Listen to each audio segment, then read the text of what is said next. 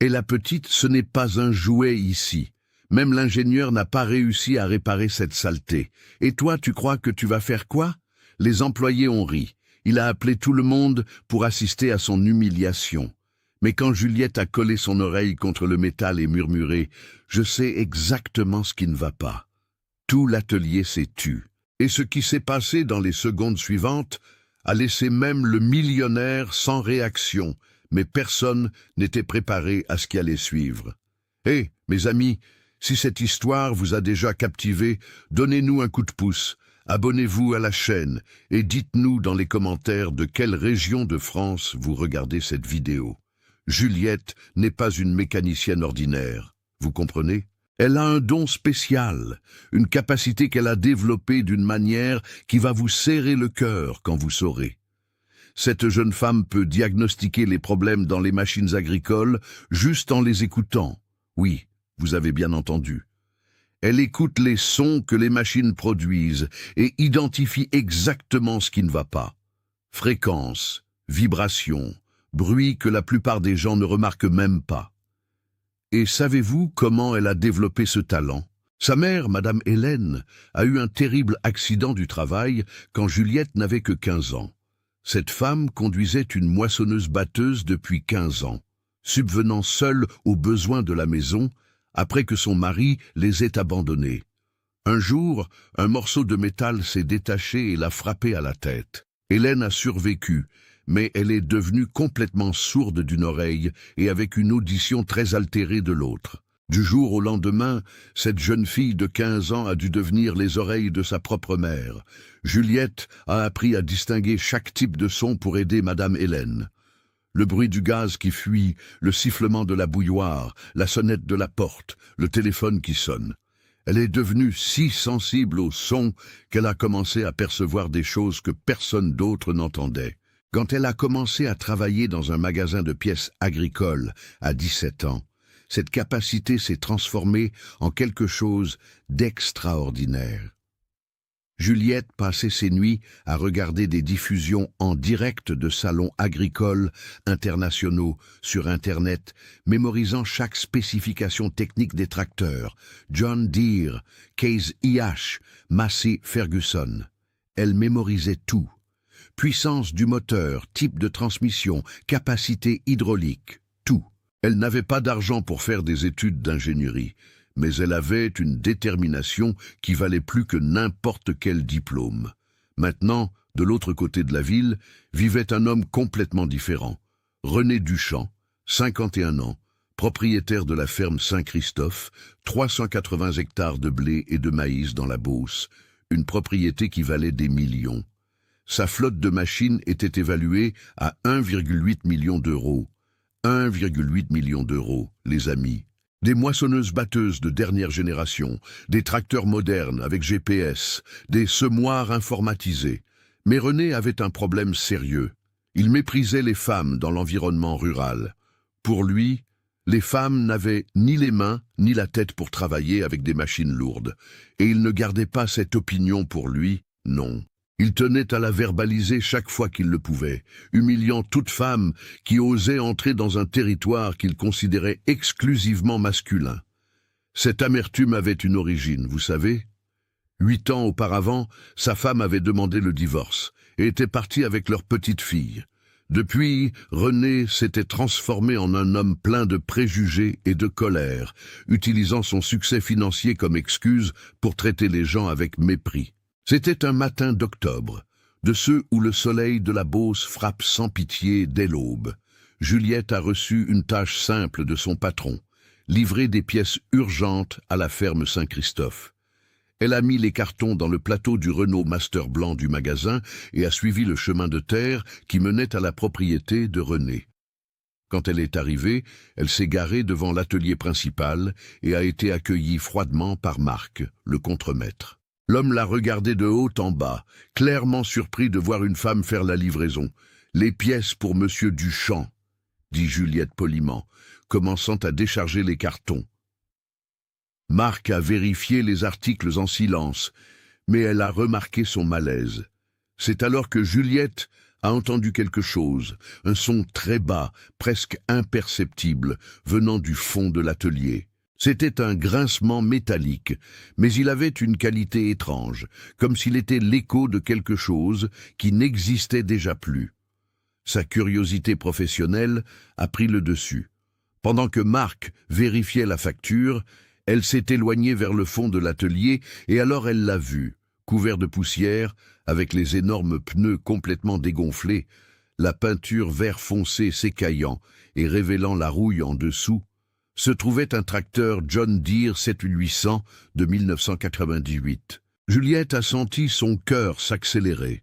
Elle connaissait ce modèle, elle avait regardé un documentaire entier sur comment le 7800 avait révolutionné la culture du blé dans la Beauce dans les années 90. Elle s'est approchée comme si elle était devant une relique sacrée. Moteur PowerTech 6 cylindres, 175 chevaux de puissance, transmission PowerQuad 16 vitesses, système hydraulique à centre fermé avec pression de travail de 2500 PSI. Juliette connaissait chaque détail de cette machine par cœur. Elle a posé sa main sur la carrosserie froide et a senti quelque chose d'étrange, une vibration résiduelle, presque un fantôme de mouvement. Elle a fermé les yeux et a collé son oreille contre le métal. Il y avait quelque chose là, un son qui ne devrait pas exister dans une machine arrêtée depuis si longtemps. « Qu'est-ce que tu fais là, mademoiselle ?» La voix de René a tranché le silence comme une lame. Juliette s'est retournée et a vu l'homme marcher vers elle à grands pas, le visage rouge d'irritation. Il était grand, robuste, et ses petits yeux l'analysaient avec un mépris absolu. « Tu es venu livrer des pièces ou te promener dans mon atelier ?» Sa voix dégoulinait de sarcasme. « Qui t'a laissé entrer ici ?» Juliette a essuyé ses mains sur son jean taché de graisse. « Pardon, monsieur. J'ai entendu un bruit et je suis venu voir. Ce 7800 est une véritable relique. » René a lâché un rire amer qui a résonné dans l'atelier vide. « Relique, ça c'est de la ferraille, petite, enfouie. Ce tracteur ne démarre plus depuis 1998. 26 ans à l'arrêt. Mon père, Olivier Duchamp, a essayé de réparer cette machine maudite pendant 3 ans avant de mourir en 2001. Il était obsédé par ce tracteur. L'homme s'est approché de la machine, touchant la carrosserie avec un mélange de colère et de mélancolie. Après la mort de mon père, j'ai tout essayé. 7 techniciens spécialisés, 2 ingénieurs venus directement de chez John Deere, même un spécialiste renommé qu'on a fait venir de Chartres. Personne n'a réussi à faire remarcher cette saloperie. J'ai dépensé plus de 80 000 € en 26 ans pour essayer de ressusciter ce tas de ferraille. 80 000 € jetés par les fenêtres. Juliette n'écoutait pas René. Elle s'était agenouillée à côté du tracteur et avait collé son oreille contre le châssis, juste sous la cabine. Elle a fermé les yeux, concentrant toute son attention. Le son était là, un bruit très bas, comme de l'eau essayant de s'écouler dans un tuyau bouché. Ce n'était pas son imagination, c'était réel. Je peux regarder de plus près ? Je crois avoir identifié le problème.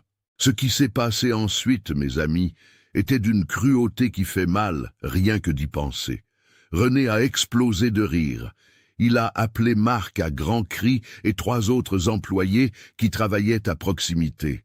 « Venez ici, les gars, venez voir ça. La petite des pièces pense qu'elle va réparer ce que personne n'a réussi. Vous entendez ça ?» Les hommes se sont approchés, gênés, ne sachant pas où regarder. René s'amusait. « Mademoiselle, tu as une idée de combien ces techniciens ont facturé ? Le dernier ingénieur est resté ici 15 jours, et il a pris 35 000 €. 35 000 €. Et toi, qui gagne probablement le SMIC à livrer des boulons, tu penses résoudre ce qu'il n'a pas réussi ?» Juliette a senti son visage brûler d'humiliation, mais elle a gardé une voix ferme. « Je sais ce qui ne va pas. C'est dans l'accumulateur de pression du système hydraulique. » Accumulateur de pression. René a levé les yeux au ciel. « Écoute-moi bien, petite. Les femmes ne comprennent rien à la mécanique lourde, encore moins aux vieux tracteurs. Ça demande de la force, de l'expérience, des connaissances qu'on acquiert avec des années sur le terrain. Ce n'est pas un truc de petite qui reste dans le confort du magasin à manipuler des petits boulons. » Ces mots étaient comme des coups de fouet. Juliette a pensé à sa mère à la maison, aux factures en retard, aux nuits passées à étudier seule, et alors quelque chose en elle a décidé qu'elle n'accepterait plus d'être sous-estimée. « Alors laissez-moi essayer. Si j'ai tort, je pars et je ne reviens jamais ici.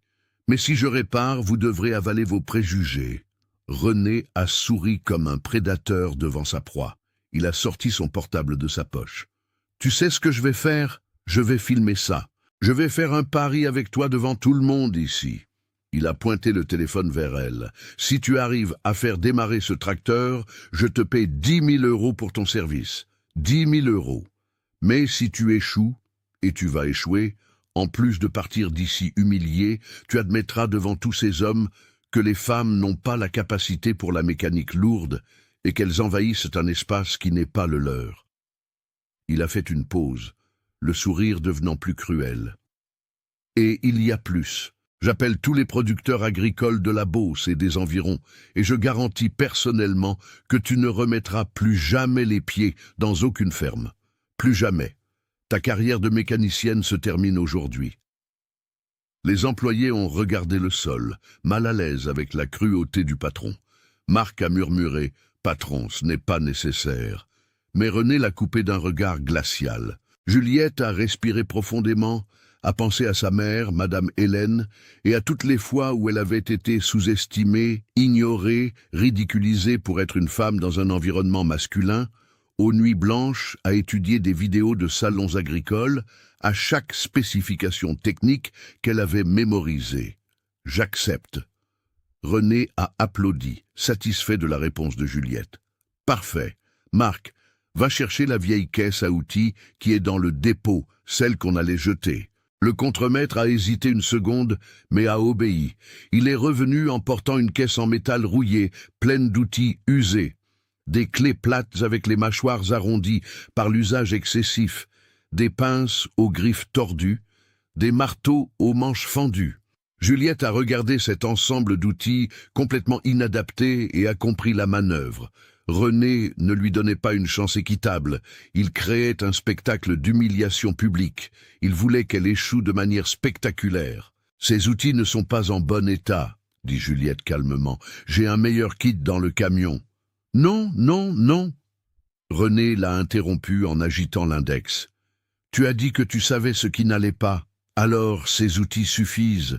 Ou peut-être as-tu besoin d'équipement spécial. Les autres techniciens aussi ont demandé ça, tu sais. Ils ont apporté des ordinateurs, des scanners, des équipements très chers, et même ainsi, ils n'ont rien réussi. » Juliette a regardé les outils à nouveau puis le tracteur. Elle n'avait pas le choix. « D'accord, mais j'aurais besoin d'accès à Internet pour confirmer certaines spécifications techniques. » René a éclaté de rire. « Internet! Elle va réparer le tracteur avec Google. Vas-y. Utilise-le à volonté. Je veux voir si YouTube apprend à réparer un tracteur arrêté depuis 26 ans. » Il s'est tourné vers les employés. « Vous voyez ça ? La génération Internet pense qu'elle apprend tout en regardant des vidéos sur le portable. » Pendant que Juliette commençait à examiner le tracteur plus en détail, René ne cessait de parler. C'était comme s'il avait besoin de justifier chaque euro dépensé, chaque tentative frustrée. Tu sais ce que le premier technicien a dit? Que c'était le moteur. On a démonté le moteur entier. Entier. Chaque piston, chaque soupape, chaque joint.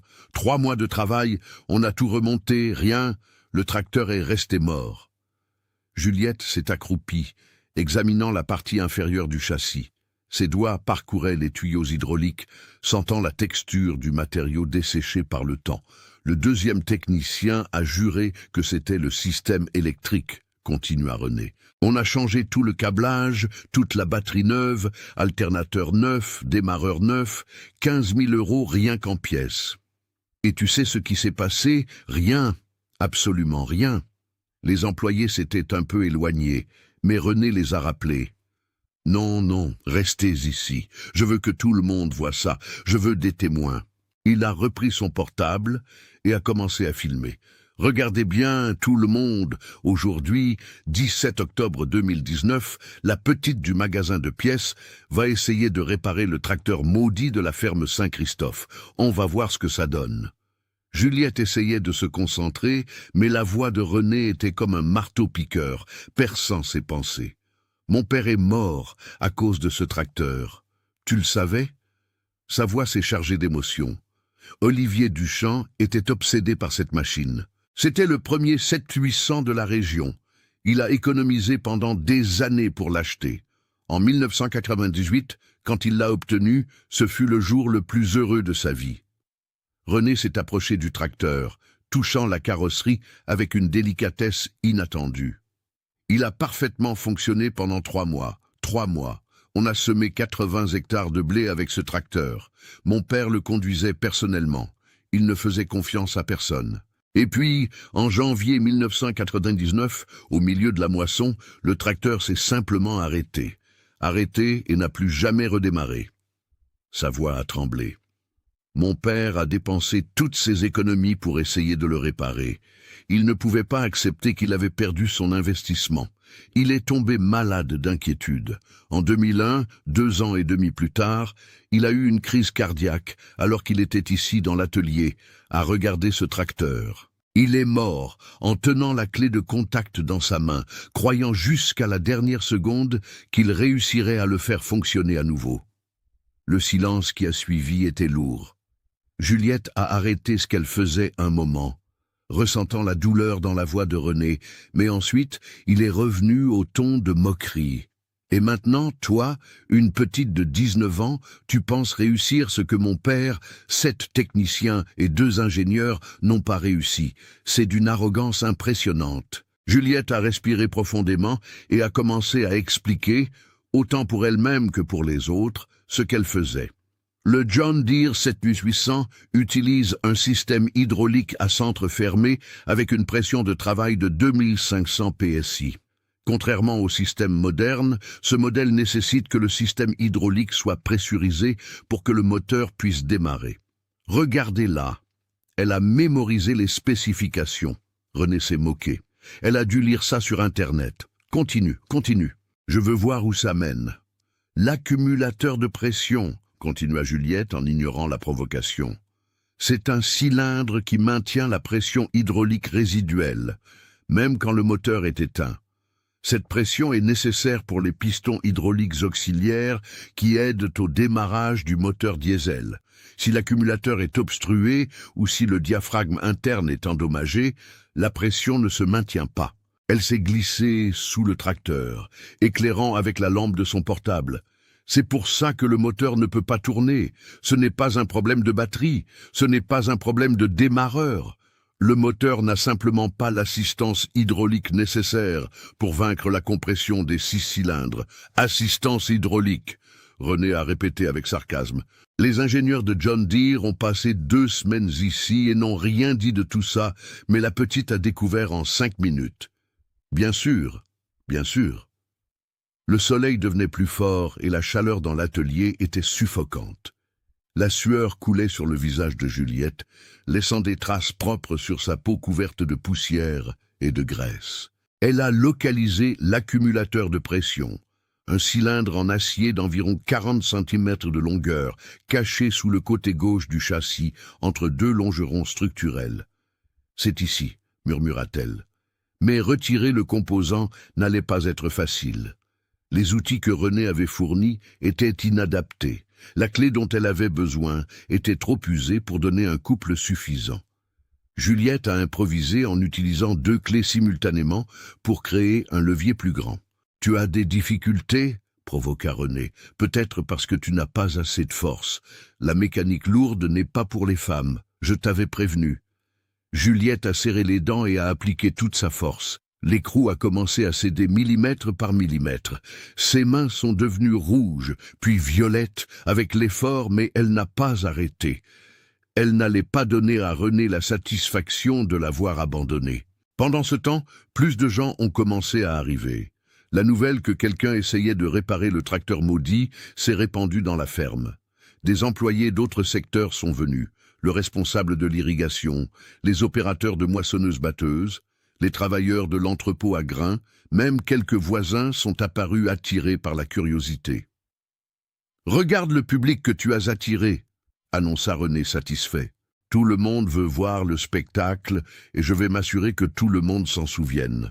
Marc, tu filmes tout ?»« Oui, patron », répondit le contremaître mal à l'aise, tenant un autre portable. Juliette a finalement réussi à retirer l'accumulateur. C'était un cylindre lourd, couvert de 26 ans de saleté et d'huile desséchée. Elle l'a posé par terre et a examiné les connexions.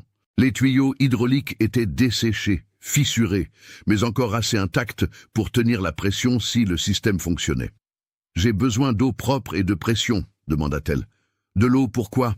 demanda René, méfiant. « Pour nettoyer l'intérieur de l'accumulateur. Il est complètement bouché. » René a ri. « Nettoyer avec de l'eau. Les techniciens ont utilisé des solvants spéciaux, des produits chimiques très chers, mais toi, tu vas nettoyer avec de l'eau. C'est n'importe quoi. » Marc, ayant pitié de la situation, a apporté un tuyau d'arrosage. Juliette a connecté le tuyau à une des extrémités de l'accumulateur et a ouvert le robinet. Initialement, rien n'est sorti de l'autre côté. Elle a augmenté la pression et alors a commencé à sortir une pâte sombre, épaisse, avec une odeur d'huile vieille et de métal oxydé. « Mon Dieu !» murmura un des employés. « Regardez la saleté qui sort de là !» Juliette a continué à laver, ajustant la pression, tapant délicatement sur les côtés du cylindre pour détacher les sédiments internes. Il a fallu 20 minutes jusqu'à ce que l'eau commence à sortir propre de l'autre côté. Elle a ensuite examiné l'intérieur avec la lampe de son portable, regardant à travers l'ouverture. Le diaphragme interne est desséché, mais encore fonctionnel, annonça-t-elle. Je peux improviser des joints pour améliorer l'étanchéité. Improviser, répéta René, la voix chargée de scepticisme. Les ingénieurs ont dit qu'il fallait des pièces originales John Deere importées des États-Unis. Mais toi, tu vas improviser. Juliette a ignoré le commentaire et est allée au camion. Dans le plateau, il y avait un kit de réparation de valves hydrauliques, des joints en caoutchouc de différentes tailles et épaisseurs. Elle en a sélectionné quelques-uns qui pourraient s'adapter à l'accumulateur et est revenue. Le travail était minutieux, elle devait nettoyer chaque surface de contact, enlever toute l'oxydation, s'assurer que les joints s'emboîtaient parfaitement. Ses mains étaient blessées, les doigts saignant à certains endroits où les vieux outils avaient glissé. Mais elle continuait. « Ça fait déjà 1 heure, » annonça René en regardant sa montre en or. « Tu as dit que tu savais ce qui n'allait pas. On dirait que ce n'est pas si simple que ça, hein ? Un travail de qualité prend du temps, » répondit Juliette sans le regarder, concentrée sur l'ajustement d'un joint. « Du temps ? Les techniciens ont passé des semaines ici. Tu penses qu'1 heure c'est beaucoup de temps, petite ?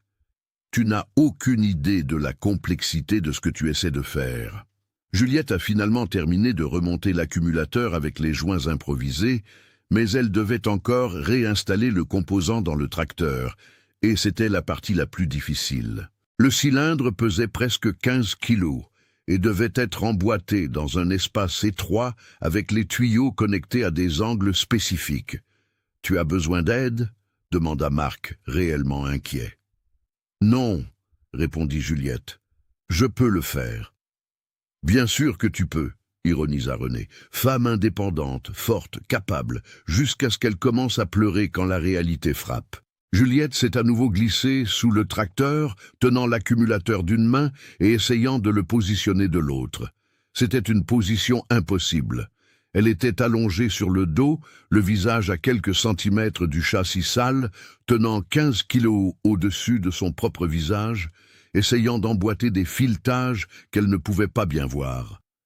5 minutes se sont écoulées, 10 minutes. Son bras a commencé à trembler sous le poids. La sueur coulait dans ses yeux, brûlant, gênant sa vision. Elle clignait frénétiquement des yeux, essayant de garder la concentration. « Tu abandonnes !» résonna la voix de René. « Tu as déjà pensé à arrêter et à t'épargner l'humiliation ?» Il est encore temps d'admettre que tu as eu tort et de partir avec un peu de dignité. Non, grogna Juliette, ajustant la position de l'accumulateur pour la 10e fois. Finalement, les filetages ont commencé à s'emboîter. Elle a serré manuellement au maximum qu'elle pouvait, puis a utilisé les vieux outils pour donner le couple final. Ses mains tremblaient de fatigue, mais elle n'a pas arrêté jusqu'à ce que chaque connexion soit ferme. Elle est sortie de dessous le tracteur et s'est levée, titubant un peu avec le vertige causé par l'effort physique et la chaleur. Sa chemise était trempée de sueur, le visage couvert de graisse et de poussière, les mains saignant à plusieurs endroits. « 2 heures, annonça René. 2 heures, tu veux vraiment continuer avec ça ?» Juliette l'a regardé, les yeux brillants de détermination. Il reste juste à reconnecter les tuyaux hydrauliques et vérifier le niveau de fluide. « Reconnecter les tuyaux ?» se moqua-t-il comme si c'était aussi simple. « Ces tuyaux sont desséchés depuis 26 ans. Ils vont probablement exploser dès que tu mettras la pression. » Mais Juliette travaillait déjà, connectant chaque tuyau soigneusement, vérifiant chaque collier. Elle a ensuite ouvert le réservoir de fluide hydraulique et a vérifié le niveau. Il était bas, très bas. « J'ai besoin d'ajouter du fluide hydraulique, » dit-elle. « Dans le camion, » répondit René avec dégoût. « Dans les cartons que tu as apportés, il y a un bidon d'huile hydraulique. » Marc est allé chercher et a apporté le bidon. Juliette a ajouté environ 3 litres, vérifiant constamment le niveau jusqu'à atteindre la marque correcte sur le voyant du réservoir. Ses mains tremblaient pendant qu'elle refermait le bouchon. Elle a regardé le tracteur. C'était le moment. 10 ans de travail acharné, d'études, de dévouement, d'avoir été sous-estimé et ridiculisé. Tout se résumait à ce moment. « Vas-y, » provoqua René. « Tourne la clé. On va en finir avec cette mascarade. » Juliette est montée dans la cabine du tracteur. Le siège était couvert de poussière, le volant collant. Elle a nettoyé le siège avec sa main et s'est assise. La clé de contact était accrochée au démarreur, comme si Olivier Duchamp l'avait laissée là il y a 26 ans et que personne n'avait jamais osé la toucher à nouveau. Elle a mis sa main sur la clé, mais a hésité. Et si elle avait tort? Et si ça ne fonctionnait pas? L'humiliation serait complète. Elle ne pourrait plus jamais travailler en mécanique dans la région. Tout ce pourquoi elle s'était battue se terminerait ici. « Tu as peur, Juliette ?» cria René d'en bas. « Tu te rends compte que tu as trop parlé ?» Juliette a fermé les yeux et a pensé à sa mère, Madame Hélène, qui avait perdu l'audition en travaillant dur pour élever sa fille. Madame Hélène, qui ne s'était jamais plainte, n'avait jamais abandonné, n'avait jamais laissé les difficultés la briser. Juliette a tourné la clé. Pendant 3 secondes éternelles, rien ne s'est passé. Le silence dans l'atelier était absolu, presque suffocant. 28 personnes ont retenu leur souffle en même temps. René a commencé à sourire, ce sourire de victoire amère de celui qui est sur le point de dire « je te l'avais dit ». Mais alors un son grave et profond a émergé des entrailles de la machine. C'était comme si un géant endormi depuis des décennies se réveillait. Le moteur 6 cylindres a toussé 1 fois, 2 fois, 3 fois. Une fumée noire et dense a commencé à jaillir par l'échappement. Un nuage sombre qui s'est répandu dans l'atelier, portant l'odeur forte de diesel brûlé et d'huile vieille. Et alors, le moteur a démarré. Le ronronnement grave et puissant du PowerTech de 175 chevaux a rempli chaque centimètre de l'atelier. Les murs en métal ont vibré avec la résonance. Le sol en béton a tremblé. C'était un son que personne là n'avait entendu depuis 26 ans. Le son de l'impossible devenant réalité. Juliette a gardé sa main sur la clé, ne pouvant pas croire ce qui se passait. Le moteur fonctionnait. Ce n'était pas parfait. Il crachait encore de la fumée noire, ajustant encore le ralenti après tant de temps arrêté, mais il fonctionnait. Vivant, ressuscité. Le silence qui a suivi quand elle a éteint la clé pour un moment était encore plus impressionnant que le bruit du moteur. Personne ne parlait, personne ne bougeait. C'était comme si tous assistaient à un miracle et ne savaient pas comment réagir. Juliette a tourné la clé à nouveau. Le moteur a démarré immédiatement cette fois, avec plus de fermeté. Elle a accéléré doucement, testant la réponse. Le ronronnement a augmenté, profond et constant, sans défaillance, sans hoquet. Parfait. Des larmes ont commencé à couler sur le visage sale de Juliette. Ce n'étaient pas des larmes de tristesse, c'était des larmes de validation, de preuve concrète que tout son talent, toute sa détermination, toutes ses études solitaires n'avaient pas été en vain. Elle avait réussi ce que 7 techniciens spécialisés, 2 ingénieurs de John Deere et un spécialiste renommé n'avaient pas réussi. Elle a accéléré encore une fois, testant le système hydraulique. Les commandes ont répondu parfaitement. La pression était là, exactement comme elle l'avait diagnostiqué. Le problème n'avait jamais été le moteur, n'avait jamais été le système électrique, n'avait jamais été la transmission. C'était l'accumulateur de pression du système hydraulique, un composant petit, caché, auquel personne n'avait prêté attention. Marc, le contremaître, a été le premier à briser le silence. « Mon Dieu du ciel !» murmura-t-il, la voix étranglée d'émotion. « Elle a réussi ! La jeune a réussi !» Un autre employé, un homme plus âgé qui travaillait dans la ferme depuis l'époque d'Olivier Duchamp, a commencé à pleurer ouvertement. « Le tracteur de Monsieur Olivier est revenu, patron. Après 26 ans, le tracteur est revenu. » Et alors tous ont commencé à parler en même temps. Surprise, admiration, pure incrédulité. Certains ont enlevé leur casquette de la tête en signe de respect, comme s'ils assistaient à quelque chose de sacré. D'autres ont sorti leur portable pour filmer, voulant documenter le moment historique. Juliette est descendue de la cabine du tracteur, les jambes tremblantes de tension et de soulagement. Elle a regardé ses propres mains sales, saignantes, tremblantes, et alors elle a regardé René. L'homme était complètement paralysé. Son visage avait perdu toute couleur. Sa bouche était ouverte, mais aucun son n'en sortait. Il regardait le tracteur fonctionnant comme s'il voyait un fantôme. Ses mains tremblaient et il les a cachées dans ses poches pour dissimuler. « Comment ?» Le mot est sorti presque inaudible. René a fait un pas en avant, chancelant. « Comment tu savais ?» Juliette a essuyé les larmes avec le dos de sa main, étalant plus de graisse sur son visage. « J'ai écouté », dit-elle simplement. Pendant que tout le monde cherchait des problèmes complexes, démontant le moteur, changeant le système électrique, touchant à l'injection, personne n'a prêté attention au son que le système hydraulique faisait. Elle s'est approchée du tracteur, touchant la carrosserie qui vibrait maintenant de vie. C'était un son très bas, presque imperceptible, comme du fluide se déplaçant dans une chambre pressurisée, mais sans réussir à maintenir la pression. La plupart des gens ne pourraient pas l'entendre, mais moi, j'ai appris à écouter. « Appris à écouter ?» répéta René, encore sous le choc. « Ma mère a perdu l'audition dans un accident du travail quand j'avais 15 ans, expliqua Juliette, la voix ferme malgré l'émotion. Elle conduisait une moissonneuse-batteuse depuis 15 ans. Elle travaillait dur pour nous faire vivre après que mon père nous ait abandonnés. Un jour, un morceau de métal s'est détaché et l'a frappée à la tête. Elle est devenue sourde d'une oreille et avec l'audition très altérée de l'autre. Les employés écoutaient dans un silence absolu, certains avec des larmes aux yeux. Du jour au lendemain, j'ai dû devenir les oreilles de ma mère, continua Juliette. J'ai appris à distinguer chaque type de son pour l'aider. Le gaz qui fuit, la bouilloire qui bout, le téléphone qui sonne, la sonnette de la porte. J'ai développé une sensibilité auditive que la plupart des gens n'ont pas. Elle a regardé directement René.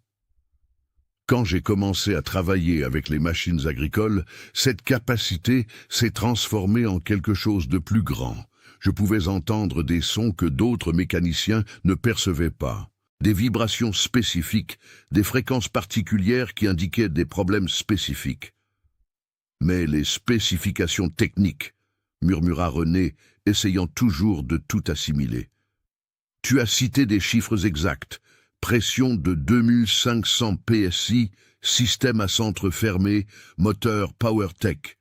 Je passais mes nuits à regarder des diffusions en direct de salons agricoles internationaux sur Internet, expliqua Juliette. Des salons en Iowa, Illinois, Allemagne, France. Je regardais chaque présentation, chaque démonstration technique, je mémorisais chaque spécification de chaque machine. John Deere, Case IH, Massey Ferguson, New Holland. J'ai tout appris seul parce que je n'avais pas d'argent pour faire des études d'ingénierie. La révélation est tombée sur René comme un poids physique. Il a chancelé en arrière, s'appuyant sur un poteau de soutien de l'atelier. 7 techniciens spécialisés, murmura-t-il. 100 000 € dépensés en 26 ans. Et toi, en 2 heures, avec de vieux outils que j'allais jeter. Ce n'était pas de la chance, dit Juliette fermement. C'était de la connaissance, c'était de la détermination, c'était de l'attention aux détails que d'autres ont ignorés parce qu'ils étaient trop occupés à chercher des problèmes complexes quand la solution était simple. Elle a respiré profondément.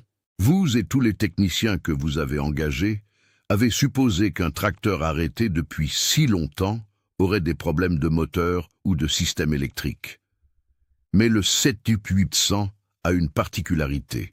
Le système hydraulique aide au démarrage du moteur diesel. Sans pression hydraulique, le démarreur n'a simplement pas assez de force pour vaincre la compression des 6 cylindres. René s'est approché lentement du tracteur, comme s'il avait peur qu'il disparaisse s'il s'approchait trop. Il a tendu la main et a touché la carrosserie vibrante, sentant la vie qui pulsait à travers le métal. Ses yeux étaient rouges, humides. « Mon père est mort à cause de ce tracteur », dit-il, la voix brisée. Olivier Duchamp a dépensé toutes ses économies pour essayer de le réparer. Il est devenu obsédé. La frustration de ne pas réussir à le faire fonctionner l'a consumé de l'intérieur. Il a eu une crise cardiaque ici, dans cet atelier, tenant la clé de contact, croyant jusqu'à la dernière seconde qu'il réussirait. Des larmes ont commencé à couler sur le visage de René. Et maintenant, toi, une femme de 19 ans, que j'ai ridiculisée, que j'ai humiliée devant tout le monde, tu as réussi ce que lui n'a pas réussi, ce qu'aucun des spécialistes très chers que j'ai engagés n'a réussi. Il s'est tourné vers Juliette et alors, devant tous les employés, tous les voisins, tous les témoins qu'il avait lui-même appelés pour assister à son humiliation, René Duchamp s'est agenouillé sur le sol en béton de l'atelier. « Pardonne-moi, dit-il, la voix tremblante. J'ai été un idiot. Pire que ça, j'ai été cruel, injuste, plein de préjugés. Tu m'as donné la plus grande leçon de ma vie. Pardonne-moi. » Juliette est restée paralysée un moment, ne sachant pas comment réagir. Alors elle a tendu la main et a touché son épaule. « Levez-vous, monsieur Duchamp, vous n'avez pas besoin de vous agenouiller. »« Si, j'en ai besoin, insista-t-il, la regardant avec les yeux pleins de larmes. J'ai besoin de m'agenouiller parce que j'ai besoin de comprendre, vraiment comprendre, l'ampleur de l'erreur que j'ai commise. Ce n'était pas seulement avec toi, c'était avec toutes les femmes que j'ai sous-estimées tout au long de ma vie, avec mon ex-femme que j'ai méprisée, avec ma fille que j'ai abandonnée. » Il a respiré profondément, les larmes coulant librement maintenant. « Je me suis transformé en un homme amer et plein de préjugés. J'ai utilisé mon succès financier comme excuse pour traiter les gens avec mépris. Et toi, avec ton humilité, avec ton talent extraordinaire, avec ta dignité face à ma cruauté, tu m'as montré qui j'étais vraiment devenu. » Juliette l'a aidé à se lever. « Vous devez juste apprendre à respecter les gens pour ce qu'ils sont capables de faire, pas pour leur genre ou leur apparence. Le talent n'a pas de sexe. Il a de la détermination, de l'étude, de l'effort. » René a essuyé ses larmes avec sa manche.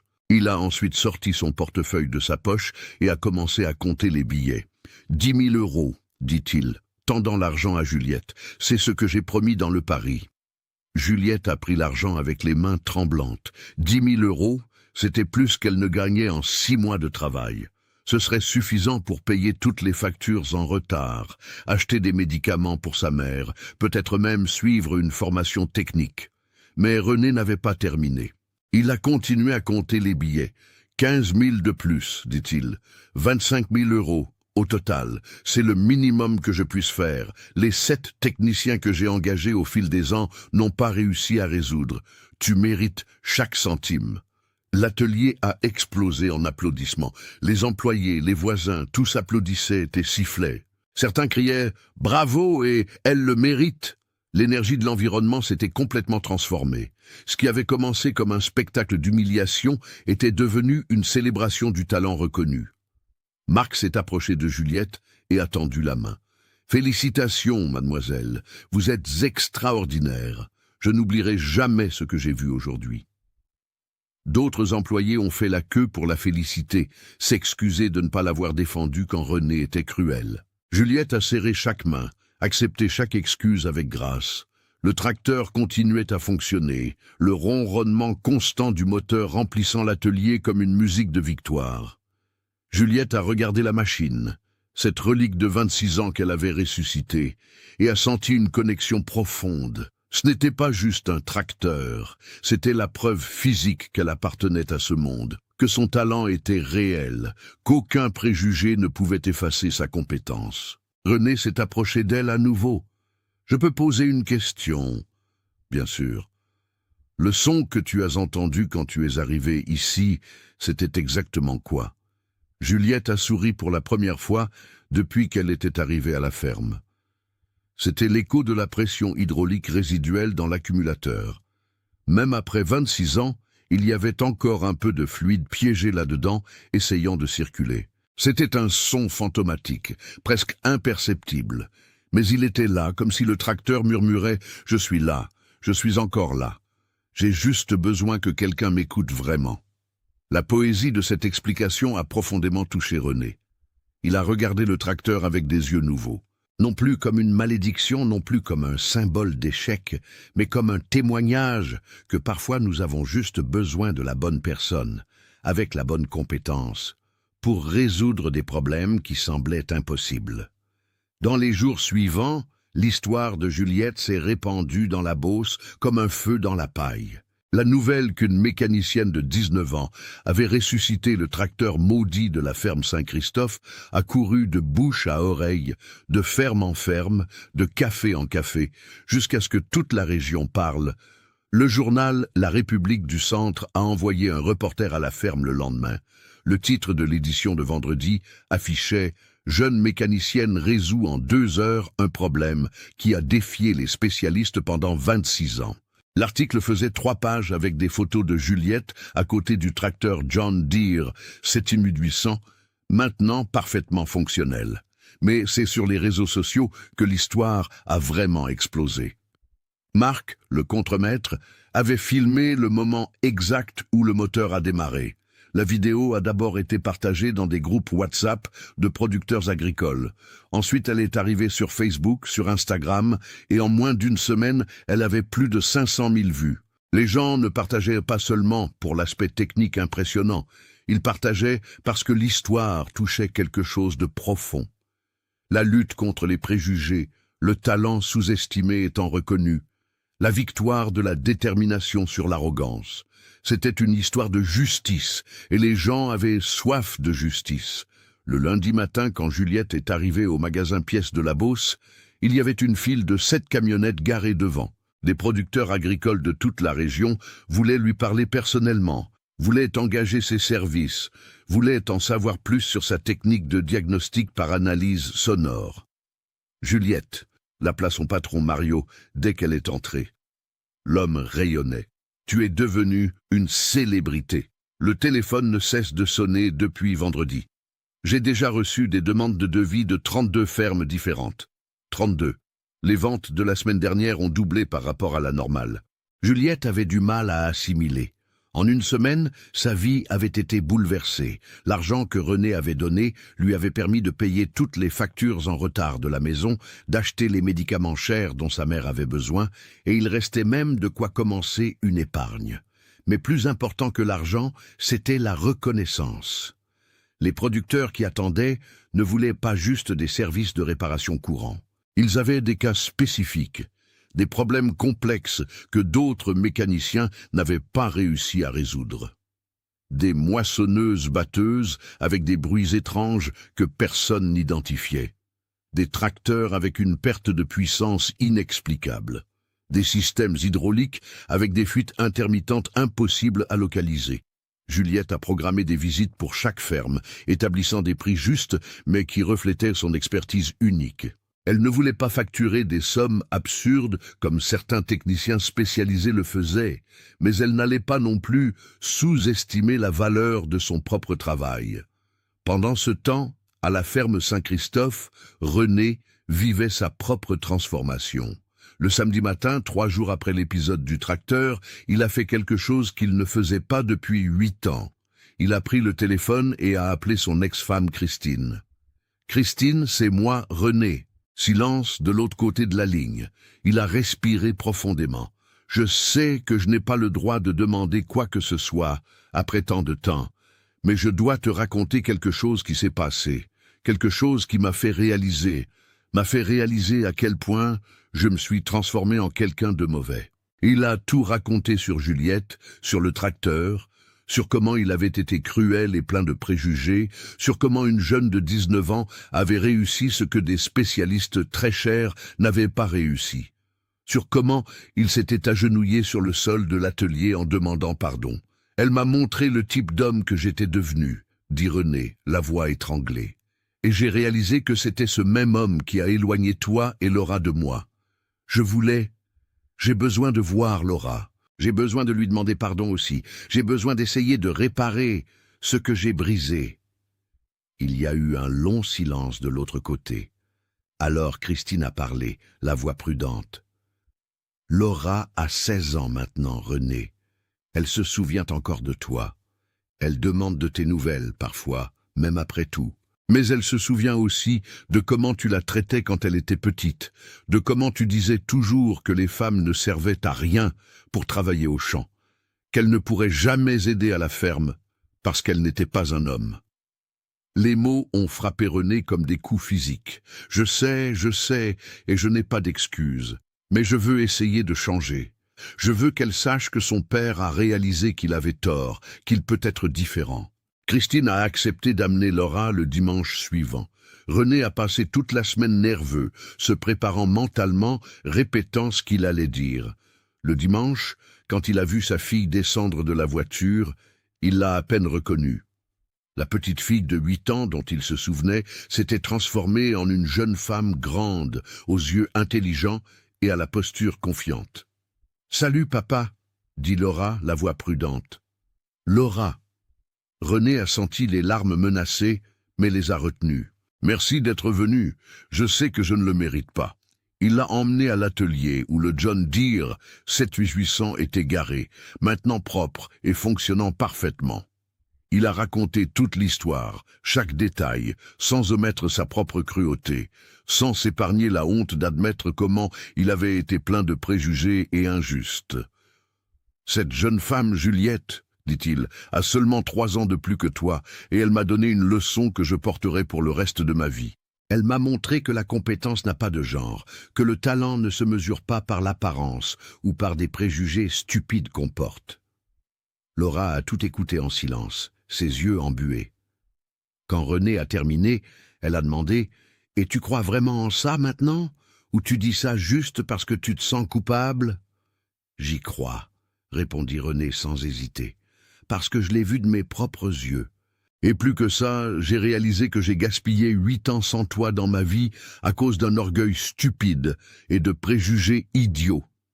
J'ai réalisé que je peux avoir une fille extraordinaire si j'arrête d'essayer de la faire entrer dans des cases étroites de ce que je pense qu'une femme peut ou ne peut pas faire. » Laura s'est approchée de lui, encore hésitante. « Tu sais que j'ai toujours voulu travailler à la ferme, n'est-ce pas?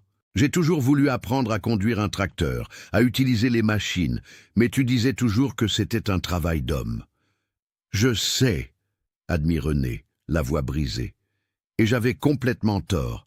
Si tu veux toujours apprendre, je t'apprends. Ou mieux, je vais demander à Juliette de t'apprendre. Elle est une bien meilleure professeure que je ne le serai jamais. » Père et fille se sont embrassés pour la première fois en 8 ans. Tous les deux pleurant, tous les deux commençant le long processus de reconstruction d'une relation qui avait été détruite par les préjugés et l'orgueil. Pendant ce temps, Juliette devenait une figure de plus en plus connue dans l'agrobusiness régional.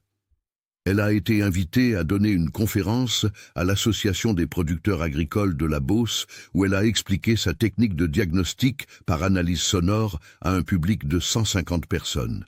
Chaque machine a une signature sonore unique, expliqua-t-elle en utilisant des enregistrements de différents moteurs et systèmes hydrauliques comme exemple. Quand quelque chose ne va pas, cette signature change de manière spécifique. Un roulement usé produit une fréquence métallique particulière. Une pompe hydraulique avec cavitation fait un son de claquement caractéristique. Un piston avec un jeu excessif crée un battement rythmique qu'il est impossible de confondre une fois qu'on apprend à l'identifier. L'audience était fascinée. Plusieurs producteurs ont pris des photos des diapositives, ont pris des notes détaillées. À la fin de la conférence, Juliette a reçu des applaudissements qui ont duré 3 minutes. René était dans l'audience, assis au dernier rang avec Laura à côté de lui. Il a observé avec une fierté authentique, tandis que cette jeune femme qu'il avait essayé d'humilier seulement 3 semaines auparavant recevait la reconnaissance qu'elle méritait. Quand la conférence s'est terminée, il s'est approché. « Juliette » appela-t-il. Elle s'est retournée et a souri en le voyant. « Je voulais te présenter ma fille, Laura. Voici Juliette Tavares, la mécanicienne extraordinaire dont je t'ai parlé. »« Bonjour, » dit Laura, en tendant timidement la main. « Mon père m'a tout raconté. Vous êtes incroyable. »« Merci, » répondit Juliette en serrant sa main. « Et tu veux apprendre sur les machines agricoles ?»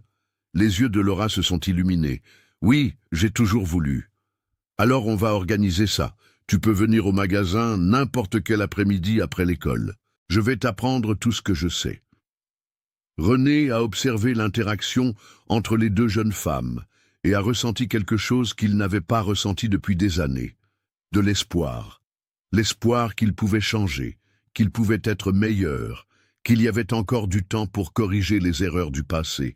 Ce soir-là, quand il est rentré chez lui, René a pris une autre décision importante. Il a appelé son avocate et lui a demandé de créer un fonds de bourse d'études pour les femmes qui voulaient travailler en mécanique agricole. Il appellerait le programme « Programme Laura Duchamp », en hommage à sa fille et comme moyen de transformer son regret en action concrète. L'histoire de Juliette et du tracteur, qui ne démarrait plus depuis 1998, continuait à se répandre, touchant les cœurs et changeant les perspectives dans toute la région.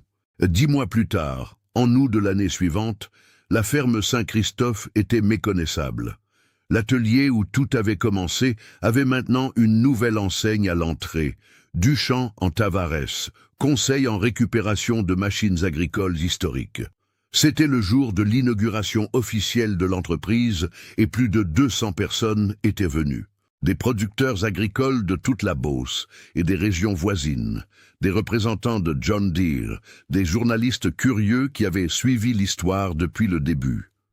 Au centre de l'atelier, complètement restauré et brillant sous les lumières, se trouvait le John Deere 7800. La peinture vert foncé originale avait été refaite à la perfection. Les pneus étaient neufs, chaque pièce chromée reluisait. Et devant le tracteur, une plaque en bronze disait « Ressuscité le 17 octobre 2019 par Juliette Tavares ». Preuve que le talent surmonte les préjugés et qu'écouter est plus important que simplement regarder.